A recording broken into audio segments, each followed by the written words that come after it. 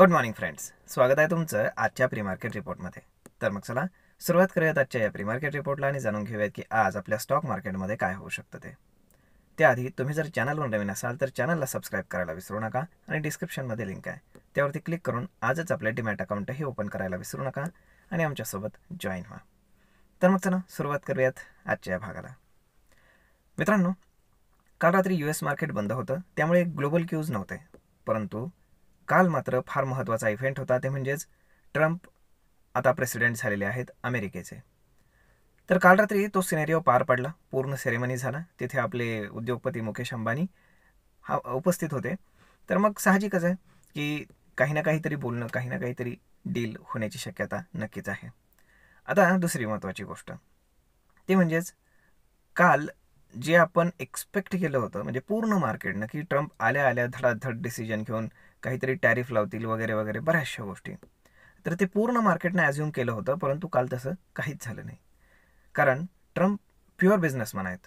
त्यांचा स्वतःचा एक फार प्रचंड मोठा बिझनेस आहे अमेरिकेमध्ये.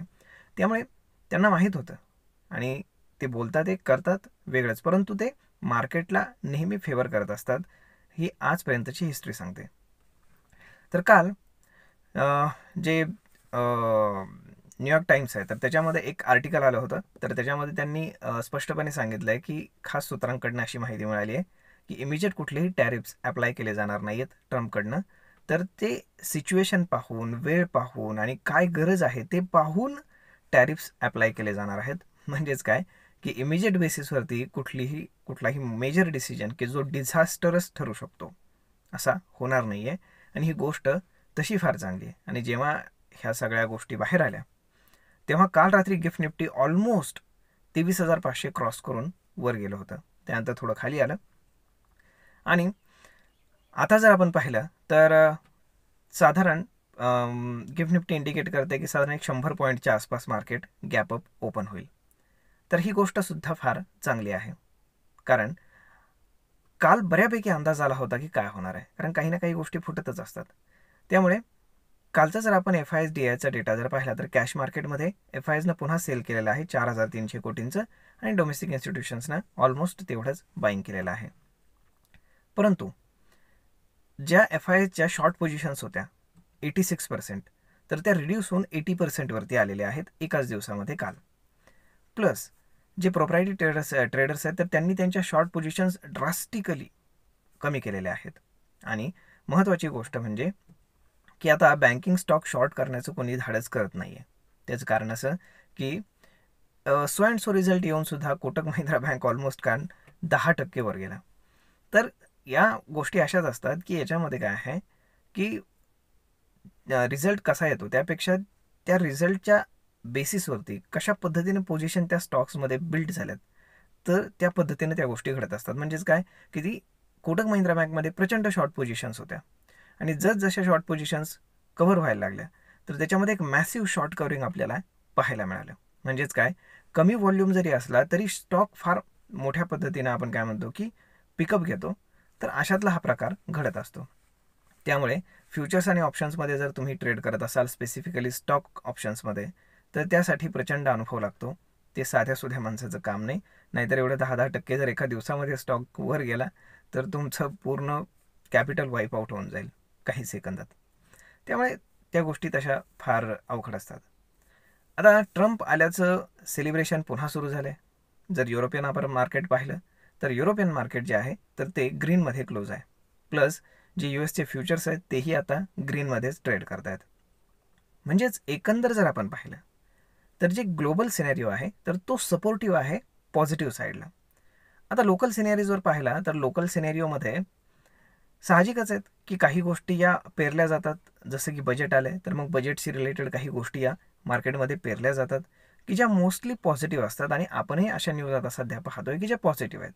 म्हणजेच काय की ग्लोबल प्लस लोकल दोन्ही गोष्टी पॉझिटिव्ह असल्यामुळे मार्केट पॉझिटिव्ह साईडला ट्रेड करून थोडंसं स्टेबल राहण्याची शक्यता आहे. परंतु फार वरती जाईल असं लगेच नाही. जे काय व्हायचं आहे तर ते 1 फेब्रुवारीला होऊ शकतं, परंतु इमिजिएट बेसिसवरती तर जाऊ शकत नाही. कारण आत्ता जर मार्केटमध्ये शॉर्ट कव्हरिंग आलं आणि मार्केट जर फार वर गेलं तर 1 फेब्रुवारीला मार्केट पडू शकतं. ही फार मोठी धोकादायक गोष्ट असू शकते. कारण जसं मी तुम्हाला सांगितलं की पोझिशन्स कुठल्या बनल्यात त्याच्यावर डिपेंड आहे की जरी बजेट चांगलं लागलं तरीसुद्धा मार्केट पडू शकतं. त्यामुळे आता मार्केट वर जात नाही आहे ही तसं पाहिलं तर चांगली गोष्ट आहे. आणि जेव्हा 1 फेब्रुवारीला बजेट येईल आणि बजेट जर एक्सपेक्टेशनपेक्षा फार चांगलं जर गव्हर्नमेंटने मांडलं तर मग मात्र एक फार प्रचंड शॉर्ट कवरिंग आपल्याला मार्केटमध्ये पाहायला मिळू शकतं. आणि याचा फायदा आपल्याला बेस फॉर्मेशनसाठी होऊ शकतो. जसं की आता आपण म्हणतो की डबल बॉटमचं फॉर्मेशन होतं आहे निफ्टीमध्ये, तर मग ते हळूहळू कन्फर्म होत जाईल आणि 1 तारखेनंतर मग आपल्याला एक चांगली रॅली नक्कीच पाहायला मिळू शकते जर बजेट एक्सपेक्टेशनपेक्षा चांगलं आलं तर. तर आता या आठवड्यामध्ये SBI त्यानंतर HDFC बँक यांचे रिझल्ट्स आहेत. तर साहजिकच आहे की कुणीही शॉर्ट पोझिशन बनवण्याच्या भानगडीत आता पडणार नाही, कारण काल बऱ्याच जणांचे हात भाजलेले आहेत कोटक महिंद्रा बँकमध्ये. त्यामुळे अशा पद्धतीनं जर आपण ओपन इंटरेस्टच्या हिशोबाने जर पाहिलं तर 23,000ला सगळ्यात जास्त पुट रायटिंग आता झालेलं आहे. त्यानंतर 23,100ला सुद्धा पुट रायटिंग चांगल्यापैकी झालेलं आहे. न्यू ॲडिशन झालेले आहेत. जर कॉल रायटिंग आपण पाहिलं तर 23,500ला आता कॉल रायटिंग आहे आणि सगळ्यात हेवी कॉल रायटिंग आहे 24,000ला विकली च्या हिशोबाने. म्हणजे अजून त्याला एक्सपायर व्हायला मोस्टली 3 दिवस बाकी आहेत. म्हणजेच आपण जर पाहिलं तर मार्केट हायर साईडला 23,500 23,500 जर क्रॉस केला तर टेक्निकली रेजिस्टन्स आहे 23,600 आणि हायेस्ट लास्ट पॉईंट 24,000. परंतु तिथपर्यंत जाण्याची शक्यता इमिजिएट नाही आहे. डाऊन साईडला जर पाहिलं तर सपोर्ट आता चांगल्यापैकी बिल्ड होत चालला आहे. ओपन इंटरेस्ट नवीन जे ॲडिशन झाले ते 23,000 आणि 23,100 या ठिकाणी चांगल्यापैकी ॲडिशन झालं आहे. त्यामुळे कन्फर्म सपोर्ट होत चालला आहे. म्हणजेच काय, मार्केट खाली आल्यानंतर बाईंग होऊ शकतं याची आपल्याला शक्यता दिसते. तर मग मित्रांनो, अशा पद्धतीनं ट्रम्पची जी भीती होती ती आता गेलेली आहे, कारण ट्रम्पनं म्हणावे असे डिझास्टरस डिसिजन्स कुठलेही घेतलेले नाहीत. आय होप तुम्हाला हा व्हिडिओ, ही माहिती नक्कीच ट्रेड आणि इन्व्हेस्टमेंट करण्यासाठी उपयोगी पडत असेल. जर हा व्हिडिओ तुम्हाला आवडला असेल तर आपल्या जवळच्या मित्रमंडळींसोबत देखील हा व्हिडिओ तुम्ही शेअर करायला विसरू नका. धन्यवाद.